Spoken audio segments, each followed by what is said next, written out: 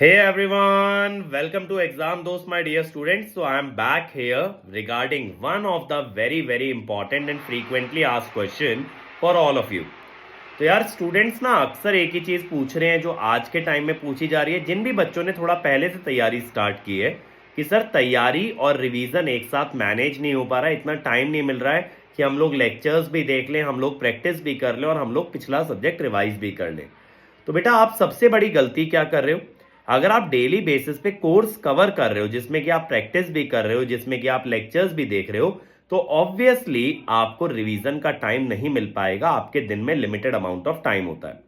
तो आप क्या कर सकते हो, एटलीस्ट इतना कीजिए कि 5.5 डेज आप तैयारी को डेडिकेट करें, यानी टिल सैटरडे आफ्टरनून, और उसके बाद का 1.5 दिन आप रिवीजन को डेडिकेट कर सकते हैं, बैकलॉग्स कवर करने को डेडिकेट कर सकते हैं। और ये उन बच्चों के लिए इंपॉर्टेंट है जिन्होंने अभी तक कुछ सब्जेक्ट कवर कर लिए हैं। जो अभी से तैयारी शुरू करेंगे वो वीकेंड को बैकलॉग के लिए रख सकते हैं, उन्हें रिवीजन की जरूरत नहीं है।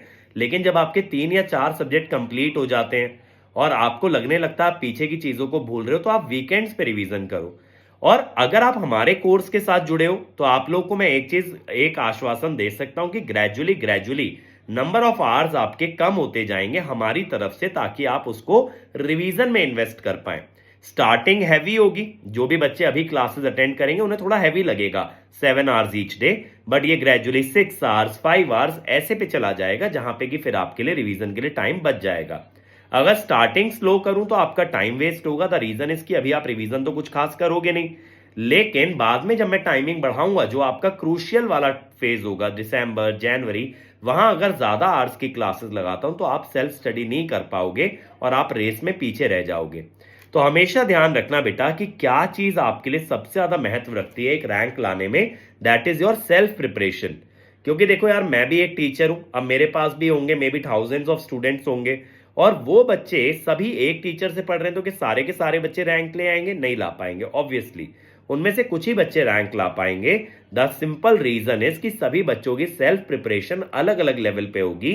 तो सेल्फ प्रिपरेशन किसकी कितनी है उसके हिसाब से उसकी रैंक डिसाइड होती है। अब रिवीजन में करना क्या, जब वीकेंड्स पे आप रिवीजन लेके बैठोगे तो सबसे पहले अपने शॉर्ट नोट से एक बार रिवाइज करना। वहां पे अगर कहीं पे फंसते हो, कोई चीज नहीं समझ आ रही, नहीं याद आ रही है, तो आप वहां पे उस टॉपिक के लिए फुल नोट्स को देखना। लेकिन फोमो बिल्कुल मत बनाना कि यार एक टॉपिक के फुल नोट्स खोले और फिर देखते ही चले गए, पूरा आखिरी तक लगा सब कुछ ही भूल गए। ये जो फीलिंग वाली बात होती है ना, कि फील हो रहा है, अंडर कॉन्फिडेंट फील हो रहा है कि हम लोग भूल रहे हैं, ये फीलिंग आपको लास्ट तक रहेगी बेटा।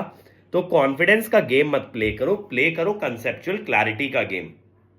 आप देखो यार, 1 साल तैयारी करते हो, 2 साल तैयारी करते हो, उस पे आप इतने कॉन्फिडेंस से ये नहीं कह सकते कि मुझे तो अब सब कुछ आ गया है, अब मेरे सामने कोई भी क्वेश्चन ले आओ मैं कर दूंगा। ऐसी कोई स्टेज कभी तैयारी में आती नहीं है।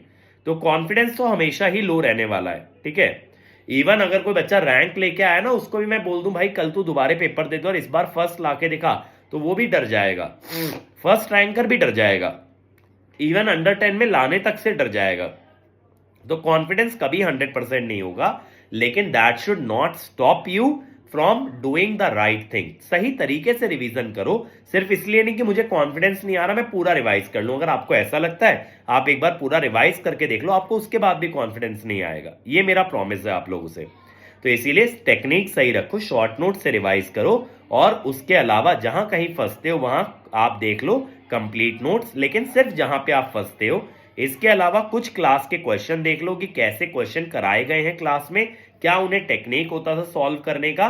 फिर आप उस टॉपिक से जुड़े कुछ क्वेश्चंस को प्रैक्टिस कर लो पीवाईक्यू से या वर्कबुक से, जो भी आपके पास मटेरियल अवेलेबल है। और जब एक सब्जेक्ट रिवाइज हो जाता है, then you give a test. अब देखो, वीकेंड में मान लो आपने 9 या 10 घंटे दिए, 9-10 घंटे में आप टारगेट कर सकते हो एक सब्जेक्ट की 1 या 2 यूनिट रिवाइज करने का, जिसमें कि 2 यूनिट्स के आपने शॉर्ट नोट्स पढ़ लिए, may be unit by unit आप या चैप्टर बाय चैप्टर चले गए, ठीक है। और उसके फिर आपने देख लिया क्लास में कैसे कैसे न्यूमेरिकल बन रहे थे, कैसे कैसे क्वेश्चन बन रहे थे, और फिर उस पे बेस्ड आपने पीवाईक्यू लगा लिए। तो I think that is more than sufficient. अगर यूनिट बड़ी है तो एक वीकेंड पे 1 यूनिट रिवाइज हो जाए, और छोटी है तो 2 यूनिट आपके रिवाइज हो जाए। इससे ज्यादा आप रिवीजन नहीं कर पाओगे अभी के समय में, लेकिन अगर उतना भी लेके चल रहे हो, पीछे के टॉपिक्स को रिवाइज कर रहे हो, तो बहुत अच्छा है। इसके अलावा रिवीजन करने का एक बहुत अच्छा तरीका क्या होता है कि अगर आप किसी भी डाउट ग्रुप का हिस्सा हो, जैसे जो हमारे पेड यूजर्स हैं उनका पेड डाउट्स का ग्रुप है, वहां पे आप एक दूसरे के डाउट्स देखते रहो और उनको डिस्कस करते रहो। मैं देखता हूं कुछ बच्चे काफी प्रोएक्टिव रहते हैं एक दूसरे के डाउट्स बताने में, तो ऑब्वियसली उनके कॉन्सेप्ट्स हमेशा क्लियर रहेंगे, उनको कॉन्सेप्ट हमेशा याद रहेंगे। क्योंकि मान लो यार आप पढ़ रहे हो मशीन्स, किसी बच्चे ने पीछे से नेटवर्क का डाउट पूछा, आपने नेटवर्क का डाउट क्रैक कर दिया, तो आपको कॉन्फिडेंस भी आएगा, plus at the same time आपका वो कॉन्सेप्ट रिवाइज भी हो जाएगा। तो एक तीर से दो शिकार करने वाली बात है। तो doubts one of the best way to revise. Secondly short notes plus question plus test, ये तीनों एलिमेंट लेके चलोगे तभी आपका रिवीजन कंप्लीट होता है। और टेस्ट सीरीज से तो बिल्कुल मत भागना, टेस्ट सीरीज के बारे में मैं आपको अपने अगले वीडियो में एक्सप्लेन करूंगा। बट ये वीडियो उन बच्चों के लिए जो डेली रिवीजन करने की कोशिश कर रहे हैं और अपने टारगेट में फेल हो जा रहे हैं, जिस कारण से डीमोटिवेट हो जा रहे हैं और आगे नहीं बढ़ पा रहे हैं। तो याद रहे, टारगेट को आप रियलिस्टिक रखें। अगर टारगेट एकदम अनरियलिस्टिक बनाओगे तो डेफिनेटली आप फेल होगे और डीमोटिवेट होगे। तो टारगेट ऐसा रखो विच इज प्रैक्टिकली अचीवेबल, क्योंकि जब अचीव करोगे तभी कॉन्फिडेंस मिलेगा। तो एकदम अनरियलिस्टिक चीजें मत करने भिड़ जाओ, जो कि किसी भी इंसान के लिए पॉसिबल नहीं है, क्योंकि वहां पे फिर गिरोगे ही गिरोगे और डाउन आओगे ही आओगे। ठीक है, तो ऐसी चीजें करो which are justified in nature. तो that's it from my side. और जो भी बच्चे अभी हमारे नए बैचेस का आखिरी लाइव बैच का हिस्सा बनना चाहते हैं, आखिरी लाइव बैच स्टार्ट हो रहा है 1 जुलाई से। अभी हम उस पर 35% डिस्काउंट आपको ऑफर कर रहे हैं यूजिंग द कोड HBD35। फटाफट जाके ज्वाइन कर लो। और बहती गंगा में रिकॉर्डेड कोर्स वाले बच्चे भी हाथ धो सकते हैं, उनके लिए भी 35% ऑफ है। फिर चाहे आप सब्जेक्ट वाइज रिकॉर्डेड कोर्स लें या बैच लें या कॉम्बो लें, हर चीज पे 35% ऑफ है। और लाइव सब्जेक्ट वाइज कोर्सेज भी आ रहे हैं, साकेत सर कम्युनिकेशन ला रहे हैं, शंकर सर नेटवर्क ला रहे हैं, और मैं मशीन लेके आ रहा हूं। इन सभी पे भी 35% ऑफ है। इसके अलावा AEJE कोर्सेज पे भी 35% ऑफ है, HPCL पे भी 35% ऑफ है, टेस्ट सीरीज पे भी 35% ऑफ है। और ये खबर तो आप तक पहुंच गई होगी, हमने बुक्स भी लॉन्च कर दिए, बट उन पे 35% ऑफ नहीं है।